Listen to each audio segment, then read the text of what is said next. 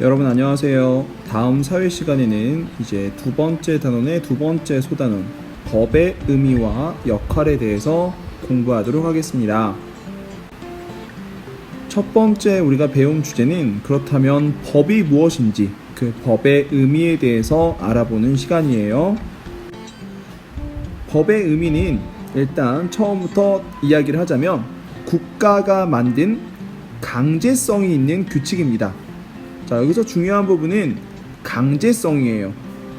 강제적으로라도 꼭 지켜야 한다라는 것이죠.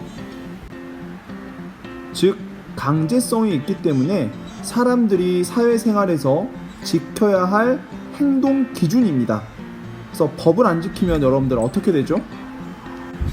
법을 지키지 않았을 때는 제재를 받게 됩니다. 그래서 여기서 제재라는 것은 규칙이나 관습을 지키지 않는 것을 제한하거나 금지하는 것이죠. 그래서 법을 어겼을 때 법적으로 어떠한 처벌을 받게 되겠죠. 물론 이 법이라는 것은 사회의 변화에 맞지 않거나 인권을 침해하는 경우에는 법을 바꾸거나 다시 만들 수도 있는데요. 교통신호 위반과 관련해서도 예전과는 다르게 바뀌고 있는 것들 있고요. 그 제2윤창호법이라고 해서 그 음주운전에 관련된 처벌이 강화된 것도 있고요. 교통사고를 줄이고자 어린이 통학버스에 카메라를 꼭 후방에 설치해야 되는 것들도 있습니다. 이 반면에 사람들이 자율적으로 지키는 것을 우리는 도덕이라고 이야기합니다. 그래서 사회의 구성원들이 양심에 비추어서 스스로 마땅히 지켜야 되는 모든 규범, 그러니까 법으로는 처벌은 받지 않지만 우리가 보통 생각했을 때 도덕적으로 이건 좀 지켜야 될 것 같은데 하는 것, 그런 것들을 우리가 도덕이라고 이야기합니다. 선생님이 몇 가지 상황을 이야기를 할 건데요. 그럼 이 상황은 법에 해당되는 것인지 아니면 도덕 부분에 해당되는 것인지 여러분들이 정리를 해서 올 수 있도록 합니다.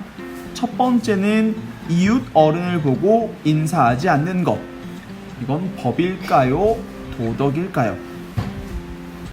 두 번째는 학교의 물건을 훼손하는 것. 운동장에서 공놀이를 하다가 유리창을 깼다. 이런 경우에 또는 태블릿 PC를 사용하다가 태블릿 PC를 깨트렸다. 또는 학교 도서관에 있는 책을 잃어버렸다. 이런 것들. 세 번째는 횡단보도가 아닌 곳에서 길을 건너는 것. 이것 또한 법에 해당되는지 도덕에 해당되는지 적어옵니다. 네 번째, 버스 탈 때 줄을 서지 않는 것. 다섯 번째, 문구점을 갔는데 거기에서 돈을 내지 않고 물건을 가져가는 것. 여섯 번째, 형제끼리 다투는 것.